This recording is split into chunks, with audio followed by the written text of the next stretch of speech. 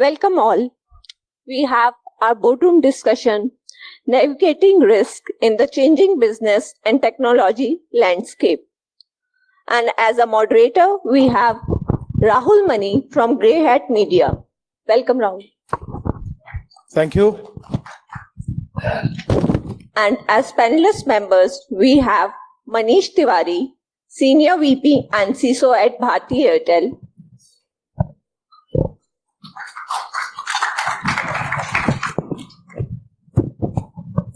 Manan Godil, CXO at Edelweiss Financial.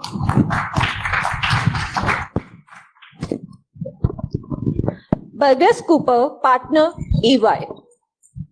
Welcome all. Thank you very much. Good morning to all of you. I hope you guys have been having a good time here, and I see the vibrancy around the place. This is my first time at... and that's the reason why half haven't turned up. They've just been somewhere outslashed, having a good time. I was about to say that I'll just say it more bluntly. You know, I hate coming to Goa for conferences, although I have never been to Goa for vacation. So that's the irony. I come to Goa for at least 4 or 5 times in a year, but all the times are for conferences, and that's very ironical. However, let's do our job better. I think most of you were sitting in the panel which was happening, which was moderated by Pukhraj, and what a wonderful panel that was, and what positive vibes coming out. You know, a government official was sitting on the dais along with the other panelists who were very critical of what government is doing, and he was absorbing more, and then quietly answered some of the questions, quite very well defended by him as well. Although that was a different topic, I have a very different, distinct, distinguished panel here with me. My name is Rahul. I had a small B2B media organization, one among you, and but these gentlemen are very distinguished. So Manish, shall I call you sir? Sir Manish. No, he has an illustrious career in Indian Navy. He has served Indian Navy for a very long time. After which he started his stint with the corporate. Worked for Microsoft before joining Airtel. So welcome, Manish. Manan, you know, thoroughbred financial services company professional, deep into risk management, and the gentleman sitting towards the extreme right of me is a mentor to many people, including the guys who run this conference. And I know him personally for a very long time, since his days at HSBC. From HSBC, he then moved on to a global telecom organization called Vodafone. Stayed there for a very long time, revolutionized the security practices there, and then took up a very different hat to wear, which was a consultant's hat. And you know, it's very famous for consultants that they get burnt out very, very fast. But this man is unstoppable, and he has been there in charge, and has built up the practice even more rigorously than his predecessor. So welcome, Burgess. Okay. I have been given the responsibility to moderate this panel, although you know, I dare not challenge anyone on the dais here. We're talking about navigating risk in the challenging times, both for business and technology, and there can't be more exciting times for business as well as technology than where we are currently. You know, both are changing very rapidly and in a very different manner.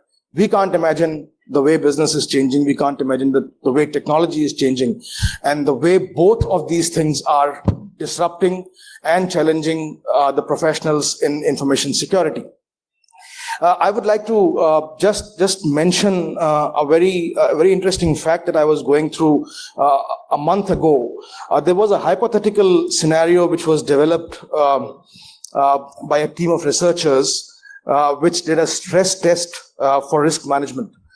And that stress test with a sample size of, with a period of a very long time and a sample size of a very credible sample size, that proved that a coordinated global cyber attack spread through malicious email could cause economic damages anywhere between 85 billion to 193 billion. I don't know what was the genesis of this bracket of 85 billion to 193 billion. It's quite an astonishing figure. Subsequent to that, both the governments and the nodal regulatory agencies of respective countries have been issuing warnings against the risk that private businesses face from such attacks, carried over both by the state actors and financially motivated criminals. So with that as a background, I would like to open the discussion and would like to ask Manish first, that do we honestly, let's admit, do we understand? I'm asking, in a very general sense, do we understand what business risks is and what technology risks are emanating from the new technologies, and how are we countering them? I would like to believe that we do. But as I say, there's nothing called 100% in anything. And the biggest challenge in cyberspace is that typically when things go wrong, there are times when you don't even come to know something's gone wrong, unless there is a disruption. I mean, if it is somebody has stolen the data and you don't have appropriate controls in place, you could end up losing data without even coming to know about it. So I again reiterate, I would like to believe that we understand the business and technology risks, because in many cases both go hand in hand today. In fact, I'd made a statement yesterday, and I truly firmly believe in that there was a time when IT used to support business. Today, IT is helping drive business in many ways. So large amount of business is driven through, e-commerce is just one of the examples, right? It's a platform, it's a medium. And as this happens, the risks are only going up. So is there a threat? Obviously, there is a threat. The threats are increasing. Organized crime, it's no longer just individuals or state actors, but organized crime, serious money is getting into this field, because in many cases, the traceability or the ability to catch perpetrators across borders because of whatever, lack of international cooperation, etc., is less. And just to reiterate, the Bangladesh SWIFT attack, which had taken place, where they lost initially, the actual fraud initially was close to $1 billion, but eventually, even as of today, if I'm not mistaken, close to 70 to 80 $1 million remains untraced, and most of it went out through the casino industry in Philippines. I mean, it's no longer traceable. Now, for a small country, it's a, and a poor country, it's a huge amount of money. So what does this basically indicate? Is there a lack of intent on part of any organization? Nobody wants to get hacked. Nobody wants to lose money.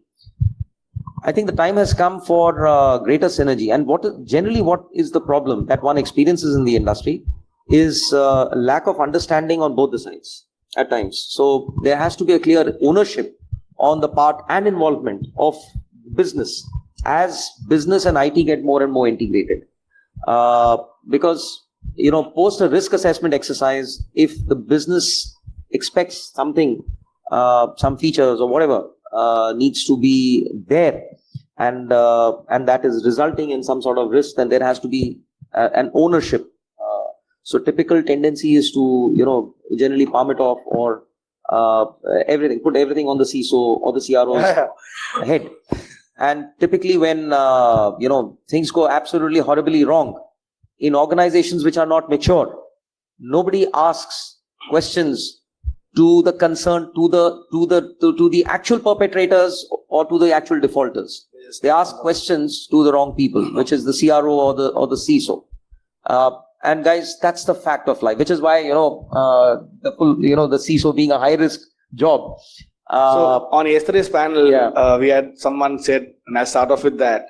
He said the CISO's full form is career is so over. Career is so over. And I think taking it from there, I think so defining the question back, Rahul, clearly, as you said, it's a VUCA world. Technology is changing the way it is, and so is business. And I guess the CISO is somewhere caught in between. To answer your question, does he know it all? I don't think he does. I had a very interesting question. I don't think any one of us does it completely. You hijacked it, but I had an interesting question for you. I will come back to you, Manan. But all right, since he has already picked up the mic, so I'll ask him, and let's make this conversation a little more interactive between all of us. But you have seen both the sides now. You were inside the jail? No, I have not been that side as yet. No. I'm saying that we had that discussion yesterday. You have been a CISO, and you are now consulting the CISOs in multiple organizations across the globe. So where do you find that gap? There has to be some gap. Otherwise, these large breaches may not have been taking place.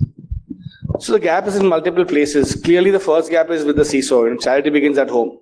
The CISO's understanding of the problem, the CISO's competence, the CISO's having a seat at that table, just trying to merge with the business. The CISOs have evolved clearly, right? All of us have sort of, changed. Earlier, we used to be the no guys, don't do this. Now we try to be the enable guys. Some of us try to even lead the business if we could to some levels. So it starts with the CISO himself understanding, because that's the fundamental part. The second gap is the business acceptance. In some companies, it's clearly the CISOs accepted. It's security by design, privacy by design. Some other companies, it's not. So where you are, the industry which you are playing in, banking and telecom is more sort of, there's a 50 crore penalty per security breach in telcos, per license. Yeah. Right? 50 crores. So those, clearly the CISO knows what's at stake, and the company itself sort of helps spend that amount. In banking, it's again high. There's a 6-hour window within which you have to report a loss or a hack, confirm breach. When you call the incident a breach is up to you, but once you call it a breach, you have to get it reported. So those industries obviously are more mature. They report to the board. The CISOs are mandated to go twice a year. In some places where manufacturing, healthcare, though they're picking up tremendously, but all companies are not the same, all 5 fingers. So some of them still are sort of coming up the ranks. So multiple places where the improvements are. But first starts at home with the CISO's his own competence, his own understanding of where he sits, what's his role, and as that evolves. So you agree that it starts from CISO's office, and therefore you're challenging his competence. You are questioning his competence in a way. No, I'm just saying he has to improve on himself. So yes, he has to improve on his. I'm not questioning him. Saying until he improves, he will be left behind. He or she. So let's hear from Manan, and then I will come to a very interesting point that you raised about every security breach has a huge economic penalty, for telcos and banking organizations. So I will ask this question specifically. Manish, beware. Yeah. So CISO's role is as discomforting as this chair right now. You really don't know how to balance and be sure that you are. You haven't been to bars too often. No, not really. Yeah. What I want to mention, so actually when this question was being posed to Manish is when I started preparing myself for the opening line, and so many questions came to my mind, whether I should start with saying that the way the regulators are pushing, or should I really talk about the interest that the board has now in this conversation, or should I really talk about the businesses who are really looking at this digital journey and with all the new gizmos which are coming up, trying to adopt and want us to respond very quickly, and plus the old school security expectations that we've always had for so many years. So as a CISO, in this role for 9 years now, and overall work ex of about 20 years serving the industry, the question that comes to my mind, but just rightly mentioned, that we as the CISO community really have to look at the 2.0, where we are able to try and strike a balance between what the business needs and what is it that you can offer. The basic challenge that we have, so we will have to learn that language. We will have to learn, there is no other choice. The time has come where we really cannot say no. Gone are those days where you just put a blank no and say, okay, this doesn't work this way anymore. There is enough power that the business has today in saying that, no, I am willing to take the risk. You tell me what is my risk. So I really have to understand the business first and try and, come up to a point where I'm able to say that, okay, here's the trade-off. Okay, let's agree. And this is the approach that the industry is taking. So my limited words here on this subject. So, I will kind of rake up a little more different issues with you. You have been in some of the very disciplined organizations that India nurtures and has, which is the armed forces. How different do you think that the risk assessment happens there vis-a-vis the risk assessment in a private organization? Because you have managed the CERT in the Indian Navy. Complete cyber operations. Yes. CERT was a part of it. So, that's a pretty hot topic these days. I used to love saying this in the armed forces, and I think I'll repeat that. See, in the armed forces, data security, one is information is on a need-to-know basis. Period. Data security is of paramount importance. And continuity, or superiority of your communications is extremely important as well. What you have to understand is that the key difference between the armed forces and the civil world, information in the armed forces, information once lost is gone forever. There is no commercial connotation to that. You can't say that I will cover up my losses. I will do something so that next year I can make my share price will come back up. Sorry? Yeah, my share has to come back up. Nothing. If it's gone, it's gone. Right? Asset has been lost, yeah. I mean, you can't even imagine the impact of that. It's not assets, it's lives. So in the armed forces, if you were to suffer a disruption of communications, or you were to suffer a loss of extreme sensitive data, it could actually lead to lives, period. That's the whole thing. In the commercial world, I'm not saying data security is any less desirable, no. But the slight difference in the commercial world is the risk acceptance or risk tolerance is a little higher, yeah. Because of business requirements. And, unless in fact, the gentleman at the back you had mentioned brand protection, extremely important. So in the corporate sector, you may lose data which may knock the wind out of you commercially, but there could also be a situation where you've not really lost out commercially, but it could impact your brand so badly. Reputation.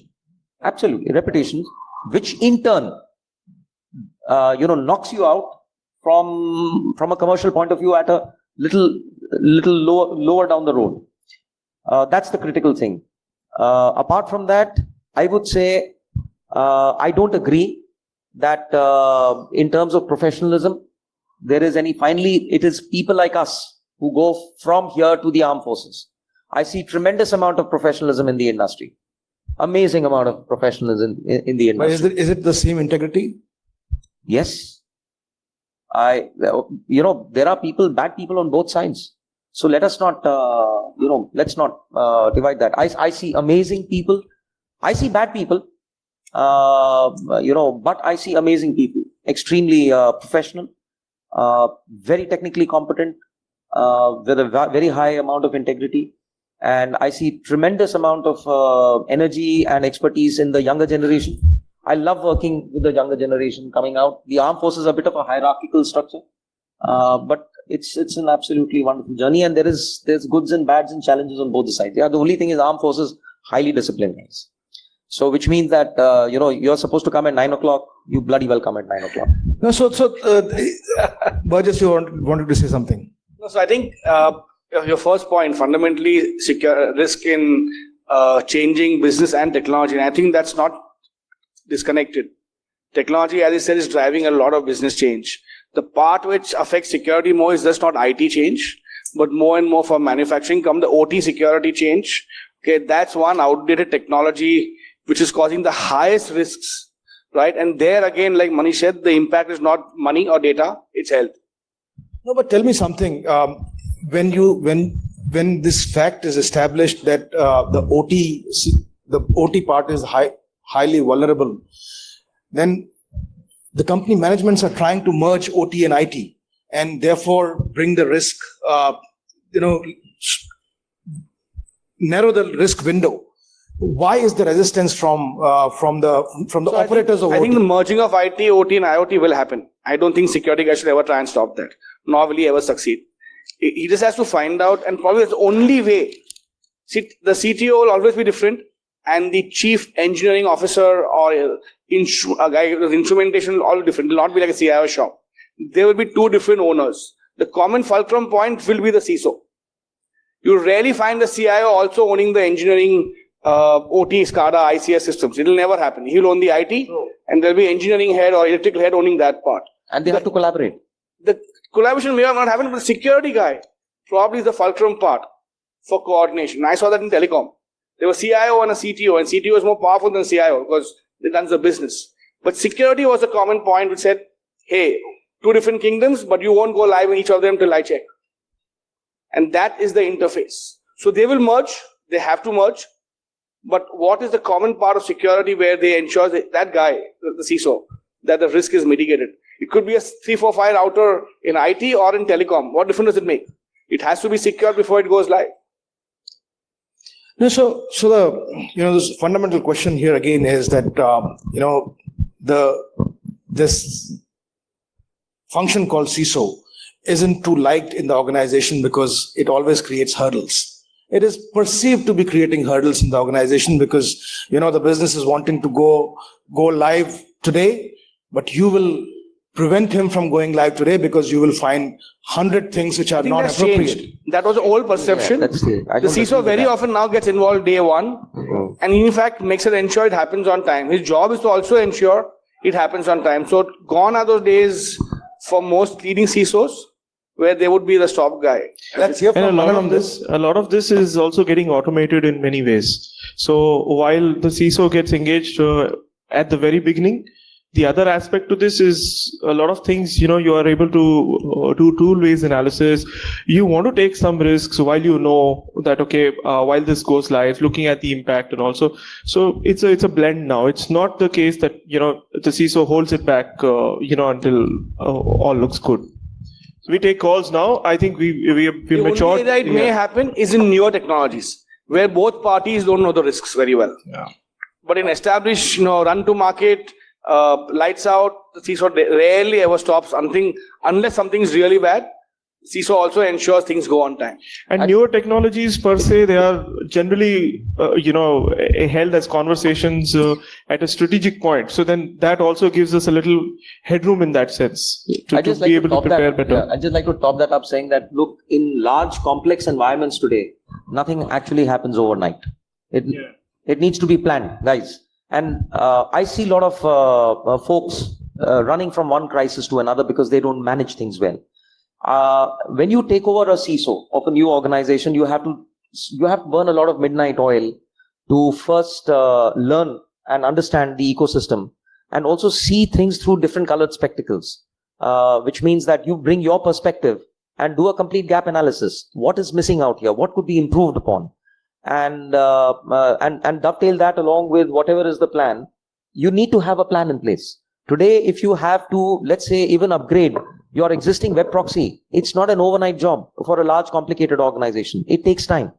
So you have to plan things out for various reasons, for business continuity reasons, to ensure there is no disruption, there is minimum disruption to business, and more importantly, your system doesn't come and financial as well. There is still element of adhocism which creeps into business.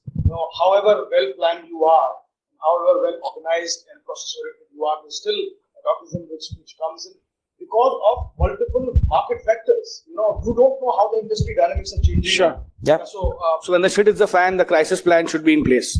Yeah. It should have been rehearsed. It will hit the fan sometime or the other, and that's why a well-rehearsed crisis plan. Does it impact? Does it impact business at that time? It will. Business takes more risks. It will, but that's where the crisis plan of when this goes wrong, when you get attacked, when you get DDoSed, or when something gets stolen, how well do you respond back, which is rehearsed. right? You rehearse an IT drill, you rehearse a fire drill, you rehearse all your other You drills. do playbooks. But then how often have you done a crisis plan rehearsal? Should that not happen every quarter? Because the probability of a cyber attack happening is 8 times more than an earthquake and a fire drill. And we do every 6 months, you empty the office, everyone goes down. We are now again differentiating between matured and not so matured organizations, and more and more organizations fall in the second category than the first one. As far as the But the learning also is better there, right? They don't have to go through the pain which a company has taken time to mature. So for smaller organizations, their biggest concern is the amount of investment that also needs to go into place. See, there are smart kids. If you see the startups coming, it's not that they are not aware. It's just that it's how much of resources they have. They also have to prioritize. And in some ways, I think it's about adopting the new age technologies. Whilst there's nothing which is perfect, but that's why most of the startups are today getting onto the cloud, and it's not just for business reasons. It reduces their own internal investment towards security if they go for cloud-based services. So it's not that small organizations are not aware of risks. Their future depends upon it because it's IPR. I mean, imagine a Microsoft when it started. It was what? Small, 2 guys, 3 guys, 4 guys doing it. So every multi-billion-dollar company has started out of a garage at some point in time. The most important thing for companies today is their IPR. Eventually, it is your IPR. If you and at that initial stage effort, if you were to lose your IPR this way or the other, I mean, that's it. Your history. No, but the systems are mature today, I would say. Like a company like an Amazon has 2 releases every week. Look at the pace at which they release. They have the plans in place to make sure that all the security is taken care of while they have set the release on time. So, yes. That's the cloud part, right? I think correct. Rahul's point is, what about the SMEs who may not be able to afford an Amazon? Yeah, exactly. Because In fact, they are the ones who can easily afford an Amazon. These are very fancy discussions with them because they are grappling with a different. No, I have another question. Where I want to challenge the CISO. That do you think the CISO is still grappling with technology and only grappling with technology implementation now? My question is who isn't? My question is who isn't grappling with technology? The way it's happening change. I'm fine. I think it would be unfair to say the CISO has got it all in his head. I don't think so. Everyone's grappling with it, some more, some less. No, but then, And that's why he should do that much more. I think the bigger challenge is with the business, I would say, rather than technology itself. Yeah. or is it the catch-22 situation? Ask the audience. Yeah. So anyone who would like to make a comment? You want to? Please. Louis? You believe in CISOs operating at operational level, technical level, or strategic level? Yeah, so that's another good question. Operational, technical, or strategic? Or I think they need to operate at all 3 levels depending on the circumstances. They should have a point of 20% strategic, but they can't only be in that ionosphere. 90,000 feet. They have to be operational enough to ensure firewall changes go through them, their departments, which is hands on the ground and feet on the ground. But they also have to have a mind of strategic saying, okay, I need to know what the business strategy is and I need to be aligning in line. All right. So if you had to allocate the percentage of time against all 3, what would that percentage breakdown be? I would say still 40% operations, 20% strategic, and remaining in between new technologies, learning, business, and orientation. But 40% still should be ops, 25% should be strategic. Okay, but if you tell me they're saying 20%, that means they're spending 20% of the time with the board to explain what the strategy implications of the next business plan. I think Correct? learning what the board's going through and trying to help them secure that. All right. How many boards do you actually have technology expertise to actually define what is the strategy from a technology perspective as well as understanding the security implications of that? Very less. So do you think we're getting the 20% strategic involvement? Well, he should, at least if not board level, he should be with the CXO level, trying to rub shoulders there and trying to see where the company is going. No, I would like to make a as long comment as here. he can convey the message, as long as he can get the job done, I think that's Right. So I think in your our MD, just to answer this point, our MD has set out a vision that we want to be a technology company by accident doing finance. So that's the level that we are looking at, by accident. We had by accident on yesterday's panel. So not having that context, what I'm saying here is the focus is very much there at the board level, and that's the driving force. So then that really engages the security also at the right So, level. Rui, your perspective, where do you think it should be? I'm just two-way discussion. Let me flip back the question in a different way. When was the last time you saw a CISO get involved in mergers and acquisitions or any major new initiative? I want to ask this question. I have this question on my list. A lot of risks that are on the rise are uninsurable. So before you take over, a due diligence part the CISO has been doing, in some companies at least. The takeover, so before we acquire a new company or a new partner, onboarding partners, big major partners like call centers, which is 40,000 people in a new call center, a new business that way, most mature CISOs would be actually having a stake in having a due diligence before acquired, not the time of decision making, but before onboarding. At the right time, okay, is there a report? Do they have threats? Before I touch their network to mine, what are the interfaces? That points the CISO should be. A bit late, but still it happens. I would check that whether that's 20% or not. I think it's That's much I lower, agree. way lower than that. It would be. So basically, you're inheriting a series of strategic problems as part of the way business strategy is being rolled out today. So what is actually happening is that split, in my own view, okay, most CISOs are spending 60% on operational, 20 to 30% on tactical, and maybe 5 to 10% on the rest. Maybe. That's the split that actually has to change. If you really want to be proactive in managing the risks, it's not risks with what we know today. It's risks that are about to hit us in the future, tomorrow. That's the real challenge. Yeah, what we know doesn't scare me. It's the unknown that we should be planning for. That's the important part. Absolutely. Also, the example that you gave again was of an organization or of a type of organization which actually emanates from technology. Talk about the other organizations which are traditional sectors, not dependent on technology. What happens there? They learn the hard way. Pay the price. One question. The cost of learning, absolutely. As you said, the cost of learning the hard way. Yeah. So CISOs focus on the insider threat policy for avoiding insider threat based issues, something like external honey trapping based incidents. That saying still goes. 80% of your threats, when it comes to data, is internal. So how will you ensure you need to employee have- monitoring? Yeah, so you need to have rights management, you need to have data leakage prevention. And, I'll just share this with you. I see a lot of companies spending tons of money on implementing DLP, but they got an absolutely screwed up DLP configuration policy. So it's like it gives you a false sense of security. I've got DLP because from a compliance perspective, you're a tick mark. It's more like a tick in the box. Yeah, it's a tick in the box, but actually, its actual implementation, oh boy, it's so faulty. So you choose the right technology, implement it well, and protect your data internally as well. And yes, and you catch people, sack them. One question, how employee monitoring from a CISO's point of view, and will there be a clashes with the DPO in terms of the privacy point? Sorry? With combating with the insider threat policy? So you talked about privacy. Both guys would be a contradiction part, right? Of In a terms DPO? of, for a privacy officer. No, I think his question is, I'll just try and simplify correct me here. I think the DPO sets the policies, helps set the policy from a compliance perspective. The CISO will help implement that. And that's what he's asking for. So there's no contradiction. There's no conflict. The CPO or the DPO actually helps set the policies at the compliance at the law level, and the CISO will actually help try and implement for this part. Right? So has the risk taken a different proportion? Once we come out of the regimental way of protecting information to a democratic way of protecting information.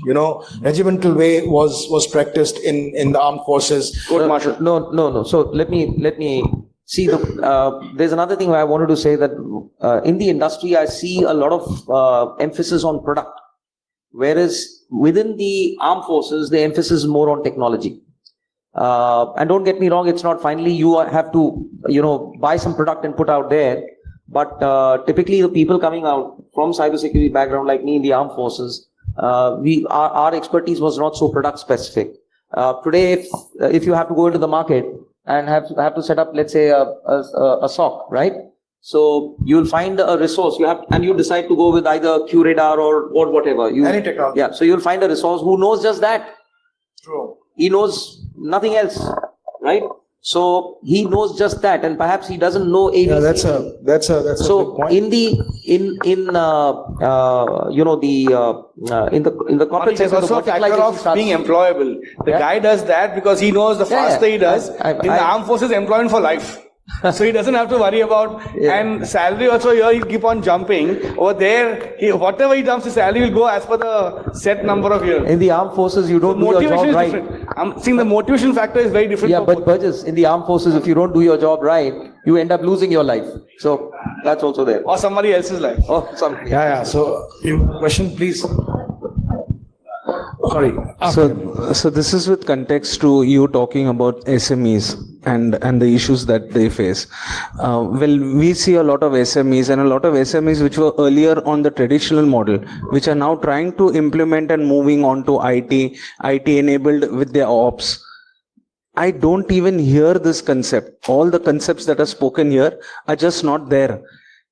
Especially after implementation of GST, which was a year and a half back, you see even the smallest of organization wanting to move because of GST related documentation to move on to an IT enabled.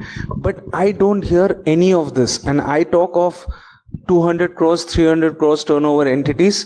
They have outsourced their database, they have outsourced things. So I don't even hear all these concepts there. No, I completely I don't agree know with what is going to happen if someone just attacks some of this organization. That's the end, because they start getting so dependent on the IT infrastructure that when the IT infrastructure will crash, I don't know what will happen. Today, everyone, all these so-called hackers and guys, they are all getting into larger organizations. But there's going to be a time when they'll start hitting these smaller organizations. I don't know what's going to happen there. No, and in this country, it will be chaos. Because these two gentlemen just gave an answer, they pay the price. But pay the price, the price will be humongous because there are so many SMEs in the country. And he's right. But that's why IT for them has become a compliance issue now. They're compliant by being on an IT infrastructure. But what happens to all these big talks of data security? So some of them are learning the faster way, some are not. But I think eventually all will get their painful journey or learning the neighbor's attack. No, so something as small as in my office, the only security that I have is quick heal on the machine. I don't think we've thought more than that.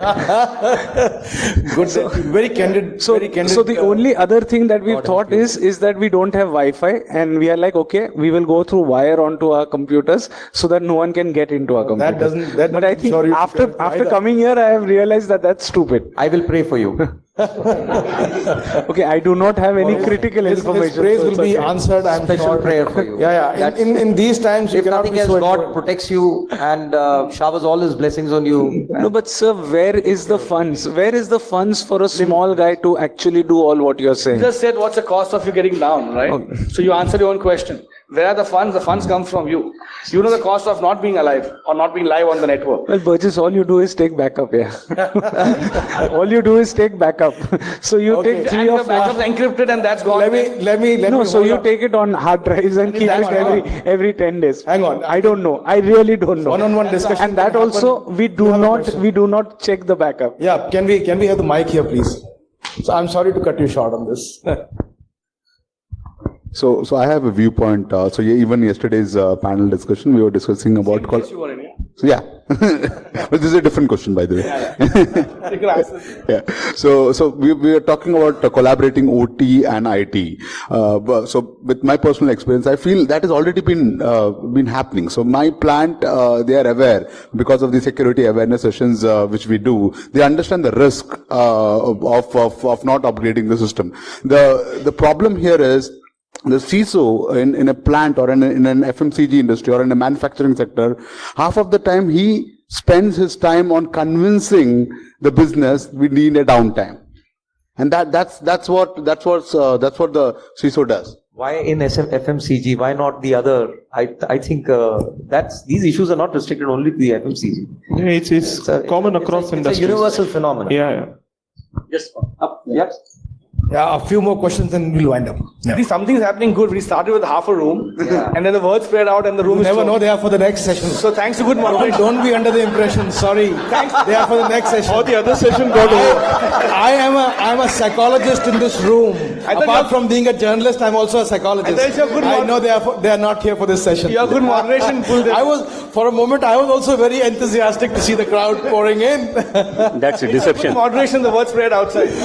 No. So, Yes, a sir, few please. more points and then we will wind up. Please go ahead, quickly. I think you guys are telling too much, but telecoms you have to work, honestly. That's really hard. When you say they will learn, what you have to understand is that they are ultimately your suppliers and your customers. Agreed. If they don't learn and they fail, it's your We fail. customer and your vendor that fails. So you can't ignore security of the ecosystem. Because ultimately it's you that gets sites. But you also choose your suppliers sometimes. You choose the better ones. Here's the choice. The issue here is this.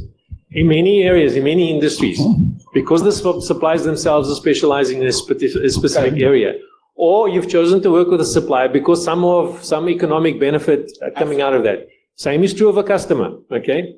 If they fail, you fail. And this is the problem that I see too often. People think, no, if I don't get impacted, that's not my problem. It's someone else's problem. Unfortunately, what I'm seeing more and more is those customers, those suppliers are actually the vectors for attacks coming to you. They impact you, yeah. They impact you. So the issue can't be just because it doesn't impact me, I can ignore about it. No, you actually start thinking much bigger in this conversation. But the question also is, what can you do about it? You can. To some extent. To some extent, because ultimately, look, you choose your partners, right? You highlighted that. That was one. But at some point, you also have to realize you have to develop your partners in the ecosystem. So that is where you actually start to play a broader role than just within your own organization as CISOs. And educating your ecosystem about how to actually maintain it secure. Because if your customer is getting fished on payments he's supposed to be made to you, It ends up somewhere you've else. got a problem. It ends up somewhere else. No disagreement on that. The aim is to give them, see how you could give them a clean pipe, probably give them value added, but very cost effective solutions, particularly. So Rui, to that small adds to the and last medium 10% sector. strategic perspective. Okay, so one last point here, and I will have a small question to you, which I didn't ask earlier. Please. Just wanted to add to what this gentleman said. आगे क्या होगा SMEs में? ठीक है. The thing here is there is a कानून called IT Act. What I just wanted to add is Section 43A clearly says. Guys are laughing out there. Right. ठीक है. No issues. Let them laugh. I'm only happy.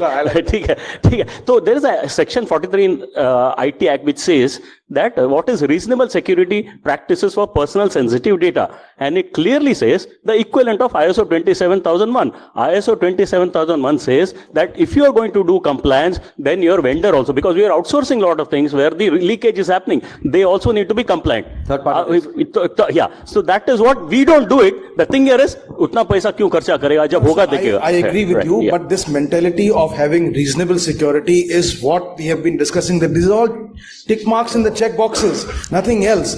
Ultimately, when the breach happens, then everybody starts running helter-skelter to hold who's responsible for it. And then these poor guys get caught. Yeah, ultimately it is Have a discipline and we need to follow. So as I said, nothing happens overnight. Yeah. Have a systematic program, Yes. identify multiple things and prioritize them and then start rolling them out. Yes, sir. Fully. Okay, let's hear one. So when a breach happens, when a breach is detected and recorded in case of a telco, where the penalty is 50 crore. That is not for a breach. There are very strict compliance regulations. Yeah. And let us say the regulatory framework, if you were to deviate from that, or not comply to the licensing condition. Willful or negligent omission is the word. Yes. Okay. Willful or negligent omission. So then in that case, who is responsible for that? If it occurs, is the technology partner responsible? It's the telco. It's a telco. Telco which is responsible? That question, Section 85 of the IT Act says the management is held responsible. I can read it. Absolutely, very clear. See, we can outsource work. We can't outsource accountability and responsibility. Yeah, true. And I just leave it at that. No, I think. But I'm sorry, we started a little late. But you got a full house. Yeah? And the energy of the room was low at that time. Deception. The time when we have the energy in the room, we are timed out. So thank you very much to all the panelists. A round of applause for them, if nothing else. Yeah.